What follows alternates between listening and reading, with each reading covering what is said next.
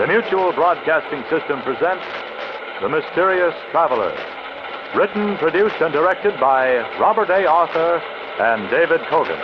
And starring tonight three of radio's foremost personalities, Ralph Bell, Louis Van Rooten, and Roger de Koven in S.O.S.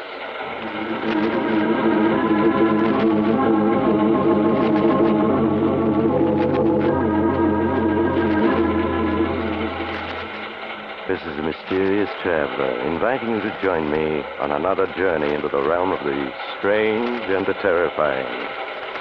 I hope you will enjoy the trip, that it will thrill you a little and chill you a little.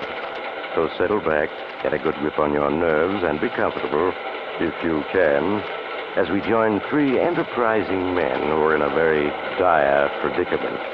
It's a story I call S.O.S.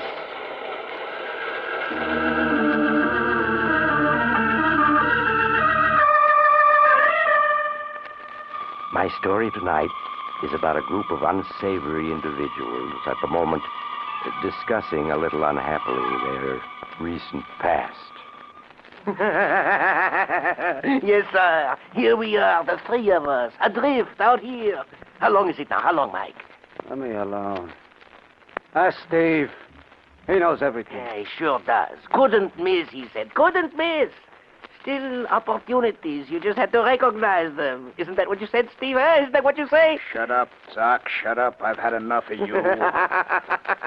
Look at him. Now he's going to turn on that automatic radio sender. Isn't that right, Shut up. Shut up. Do you really think someone's going to hear those signals? No, sir. We're adrift out here, but for good. You're wasting your time with that radio sender. No one's going to pick us up. Right, Mike? Stop bothering me. Let me alone. Yes. I can remember that day, Steve, when you first spilled the plan to us. Oh, you were the mastermind, all right. Remember, Steve, huh?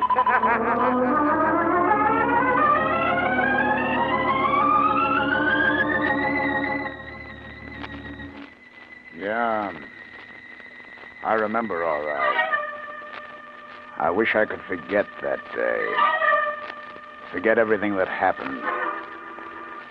But there's no escaping it. I can see everything that happened as clear as if it were only yesterday. Yeah. I remember the way I walked into the office. Mike and Doc were sitting there, waiting for the bad news. Well? Farson got a life sentence. The rest got 10 to 20 years. Great. Just great. I just can't get over it. Just can't. Things were running so smoothly. The syndicate was cleaning up, and then this happens. The three of us were pretty lucky. Not being indicted with the others? Yeah. If we hadn't been in South America, handling that end, we'd have gotten it in the neck, too. I still do not understand. How could they smash the syndicate overnight? There were no records. Farson took every precaution. Let's face it. The day for guys like us is over. The cops have science on their side. They're using every trick in the book. Yeah, you're right. Television, radar, infrared cameras, electro-detectors, light beam alarms, and 101 other scientific gimmicks. Yes, you are right. They have learned to move so fast that they have taken all the profit out of the rackets. They sure have. I just wish I had a small part of all that dough I once made. Where did it go? Lawyers, bail, protection. I haven't got a cent left. Neither have I. What about you, Steve? I've still got a few grand left. Well, the way science has turned the heat on, it looks like we'll have to turn honest, whether we want to or not. Look, I've been working on an angle. What about sticking around for a couple of more days? Get wise, Steve. The cops are ready for everything these days. There aren't any more angles. I tell you, I've got one. I just need a little more time to work it out. What do you say? Well, it cannot do any harm to listen. How much time do you need? 2 days. Meet me here the day after tomorrow. I'll lay out the whole plan for you.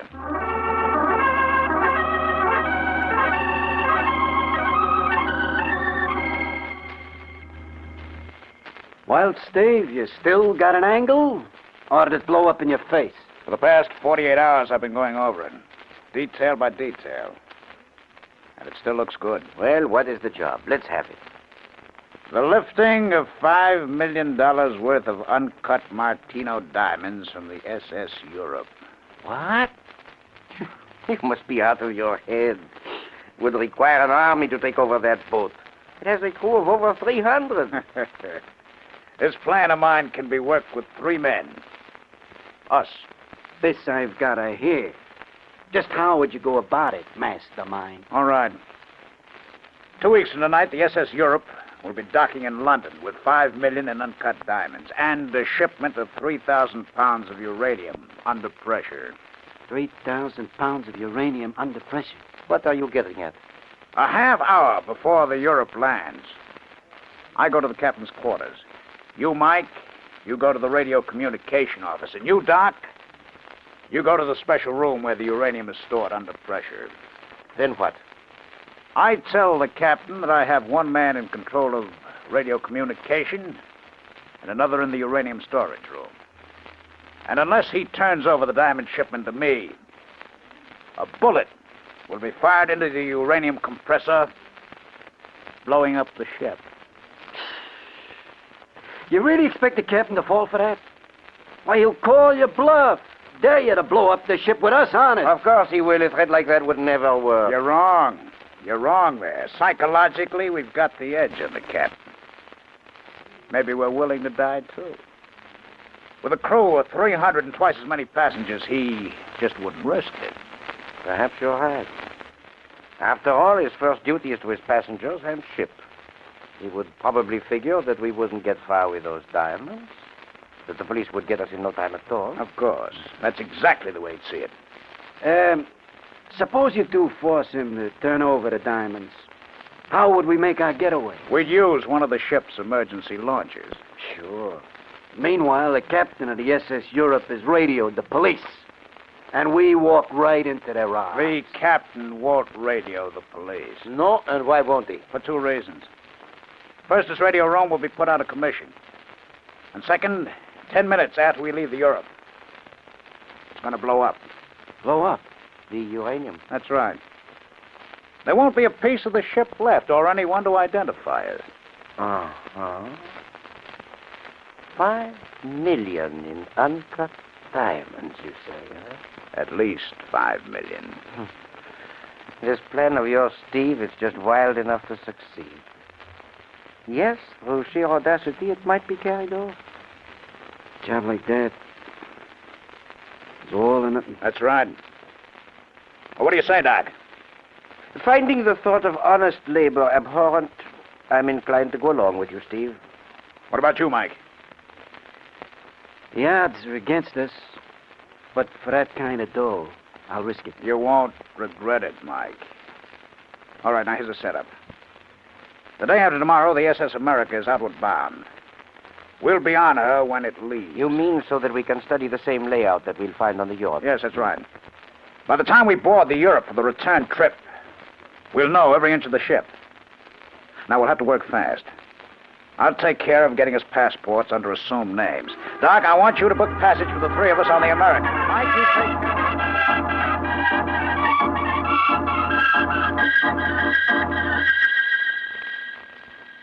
2 days later, Doc, Mike, and myself boarded the SS America using false passports. We pushed our way through the other passengers, mostly vacationists, to our cabin on B deck. While we were unpacking, the ship's whistle blew for all visitors to leave. A few minutes later, we were on our way.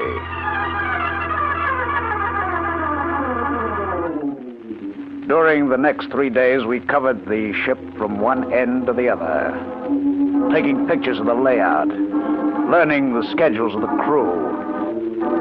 When we walked off after the 10-day trip, we knew everything there was to know about both liners.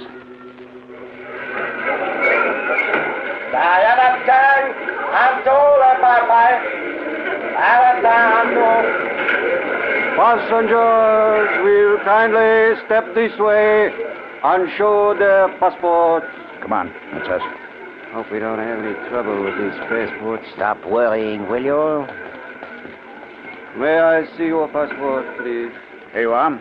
Thank you. Richard Werby, born in Boston, United States. How long do you intend to stay here, Mr. Werby? About a week. Have you ever been here before? No, this is my first visit. Our laws are quite different than those of your country.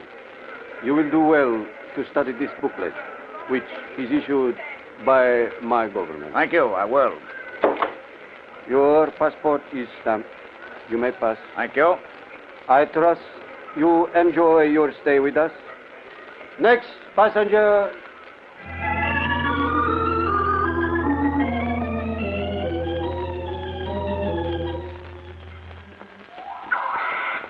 My feet hurt. Why don't we go back to the hotel? We might as well see the local sights while we're here. So this is what all our fellow passengers came all this way to see. This place gives me the creeps. The natives, too.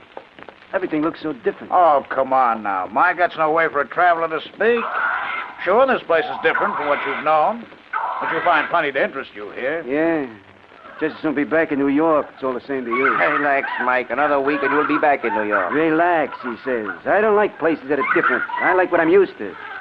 These crazy birds. What do they call them anyway? I don't know. Used to? They're the national bird, called martinos. Martinos. Yeah, look at them. Like vultures. Thousands of them. Oh, you'll get used to them. And all these canals. Never seen nothing like it. That's one of the great attractions here. People come from all over the earth to see these canals. Yeah, well, they can have them. Look at those ruins over there. The war's been over all these years, and yet they've never cleaned them up, rebuilt. Yeah, our rocket fighters sure leveled the countryside. No wonder the natives aren't any too friendly, huh? Did you say that again? I'll be glad when we board to Europe. Leave this place forever.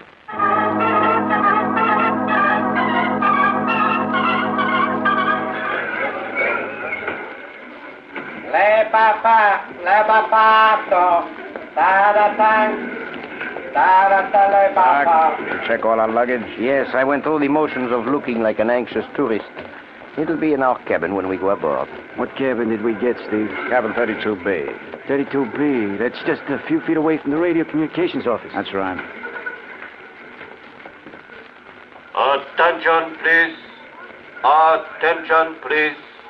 All passengers bound for London will now board the S.S. Europe. Departure time is 0900. All passengers for London will please board the S.S. Europe. Come on. That's us. We followed the returning vacationists aboard, had our passports checked, and were shown to our cabin. It would be 10 days before we'd go into action, but already the three of us felt that sense of excitement that comes before a big job. And this would be a big job. The biggest ever.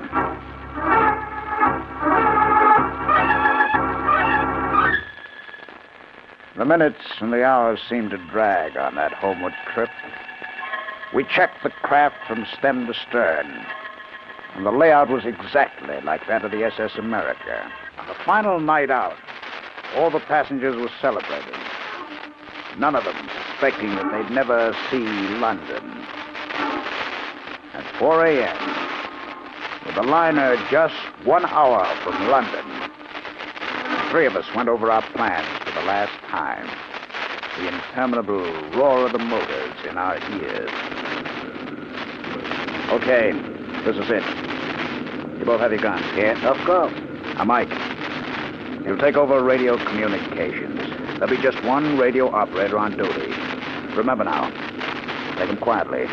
He won't let out a peep. Good. It shouldn't take you more than a few minutes to put the radio and radar equipment out of commission. Now, make sure you don't damage the ship's intercommunication system. Just leave it to me. Doc, There's one crew member guarding the storage room where the uranium shipment is being kept. Once you've taken care of him, lock yourself in the storage room. Now, you don't come out until I give the signal. I understand. Now, have you got the demolition stick? It's right here. Good. I've explained how it works. When I rap on the storage room door, you plant the demolition stick under the uranium compressor, where they won't be able to see it. Right. We'll have to move fast now. That explosive will go off 10 minutes after it's set. Will we be able to get far enough away before the explosion? Oh, yes. The launch is on B deck, right outside the storage room. We'll be in the launch and away in a matter of seconds. Doc, you've already checked the launch, haven't you? Yes, I just came from it. It's all set to go. All right. That takes care of everything. Now, let's set our watches. I've got 4:26, 45 seconds. 50 seconds. 55 seconds. 4:27. Right, check. Okay. Let's go. The three of us left the cabin and separated on the deserted and dimly lit deck. I walked to the nearest staircase and went up to A deck. There wasn't a soul in sight as I walked to the captain's quarters. It was exactly 4:29 a.m. I lit a cigarette, waiting. On the horizon, far ahead, I could see the lights of London. I could feel the liner losing speed. At exactly 4:30, I knocked on the captain's door. Come in. Oh, come in, Phillips. Are we ready? Oh. I thought it was Phillips, my first officer. No, Captain. I'm merely one of your passengers. I'm afraid you'll have to excuse me. I'm due in the control room. We'll be landing shortly. You'll have to hear me out first, Yes, but I've Captain. just told you. God. What's the meaning of this? Sit down, Captain. Now, see here. Sit down. That's better. Well, what is it? You're carrying $5 million in uncut Martino diamonds. I want them. You must be out of your mind. I'm not alone in this, Captain. At the moment, this ship is at my mercy. It's your mercy. Yes. My men have taken over key positions on this ship. I don't believe you. That isn't possible. No? Well, just as a test, pick up the phone and dial the radio communications office. Go ahead.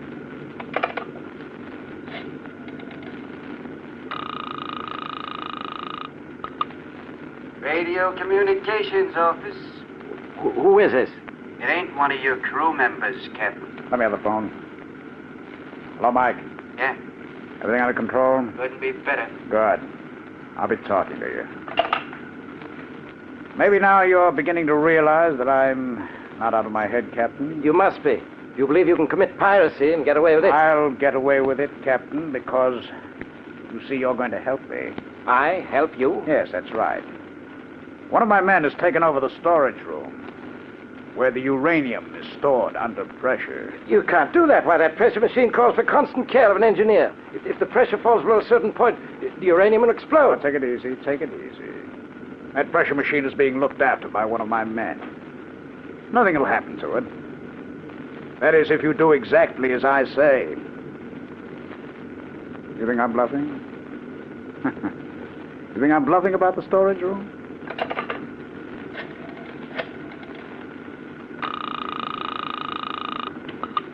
Storage room? Everything under control, Doc? Yes. The captain's here by the phone. Tell him what your orders are. I am to put a bullet in the pressure machine if I don't hear from you in 15 minutes. You heard what he said. Well? He's bluffing. If he put a bullet in the pressure machine, uranium would blow us all up. You and your men included. That's right. But you see, Captain, my men and I have nothing to lose. And you and the rest do. What do you mean? The authorities in London are waiting to arrest us. Murder. So, as I said, we have nothing to lose if we're forced to blow up the ship. Even if I turned the diamonds over to you, how would you get away? We take the launch on B-deck. I see. You've got 13 minutes left, Captain, before my man fires that bullet. And believe me, he will. Seems I haven't any choice. None. The authorities will get you for this. Let me worry about that. You've got 12 minutes left. Now you're being sensible. First Officer Phillips speaking. Phillips, this is Captain Andrews. Yes, sir. I want you to go to the purser, have him turn over to you the consignment of uncut diamonds we're carrying. Bring them to my cabin. Sir, we'll be landing in less than... That's an order, Phillips. Yes, sir. You should be here with the diamonds in a matter of minutes. For your sake, I hope so, Captain. I hope so.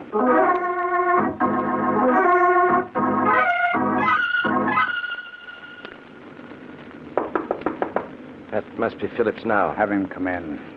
Come in. I have the diamonds here, sir. Turn them over to this man. But, sir... Do as I say. The safety of the ship and our passengers are at stake. Yes, sir. Thank you. You don't mind if I look them over? What's this all about, sir? Seems that after many centuries, piracy has returned. Piracy, sir. Yes. All right, I've checked them. Now, Captain, if you and your first officer will escort me to B-deck. Very well. Come along, Phillips. Yes, sir. After you, gentlemen. Our first stop will be the radio communications office.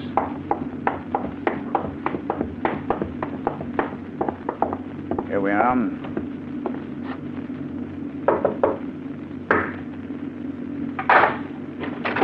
Come on out on deck, Mike. Everything all right? Yes, stuff's in this box.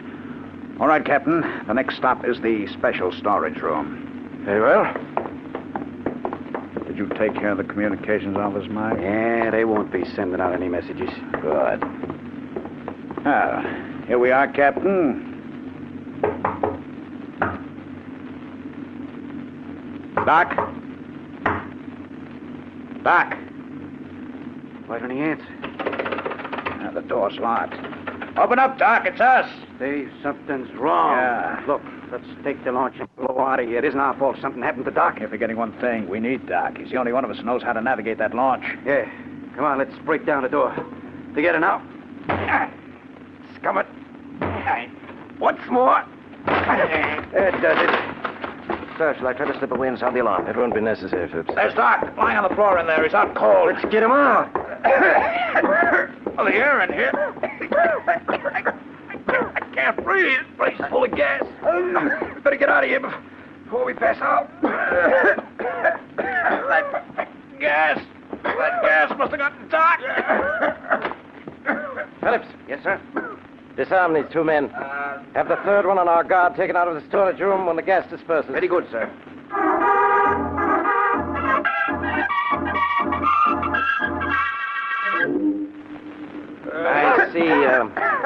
I see, Phillips, you've revived the third man, eh? Yes, sir. The three of them are all conscious again.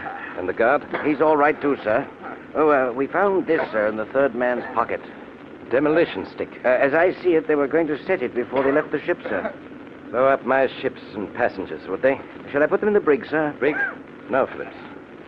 I'm not taking them into London. I'm dealing with them here. Now. Well, I don't understand, sir.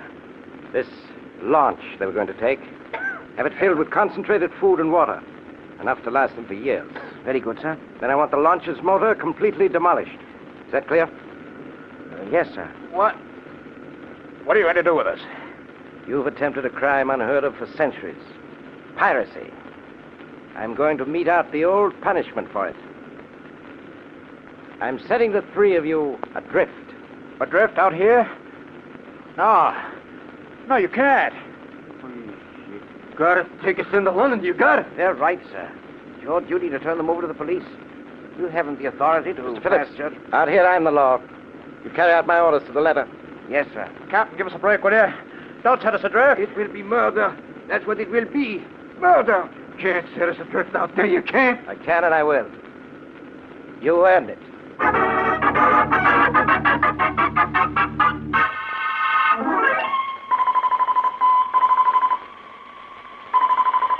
How long have we been adrift out here?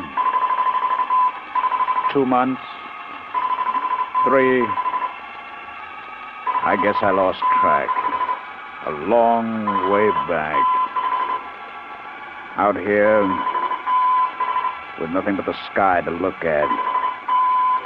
Black, empty sky, blazing with stars. Time loses all meaning. The automatic radio senders keep transmitting signals, but no one listens. No one listens.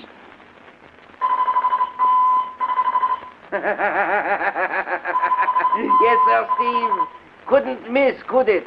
It couldn't miss, huh? You had everything covered, all right. All you missed was that automatic gas alarm they had in the storage room. Shut up, Doc, shut up. Yes, sir. When that guard failed to check in, I got a good dose of that gas. Just a small detail you overlooked. I said shut up. You think because you're sending out those signals, someone is going to pick us up, huh? They've got to pick us up. They've got You to. fool.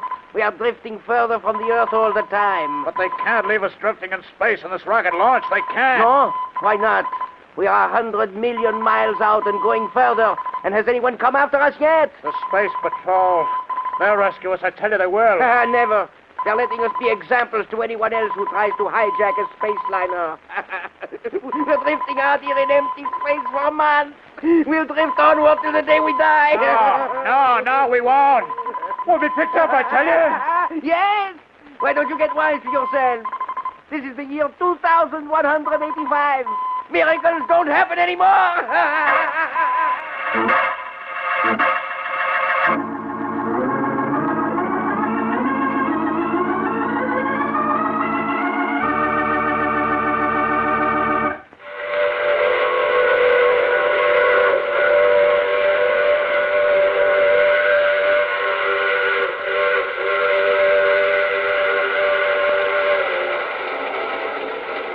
This is the mysterious traveler again. Did you enjoy our trip into the year 2185? It seems that criminals of the future aren't going to have any future. Not with science pitted against them. Poor Steve, Mike, and Doc. Imagine being adrift in space in a disabled rocket launch and being completely ignored. Yes, it seems that not only doesn't crime pay today, but it's going to pay even less in the year 2185. Oh, you have to get off here. I'm sorry. But I'm sure we'll meet again. I take this same train every week at this same time.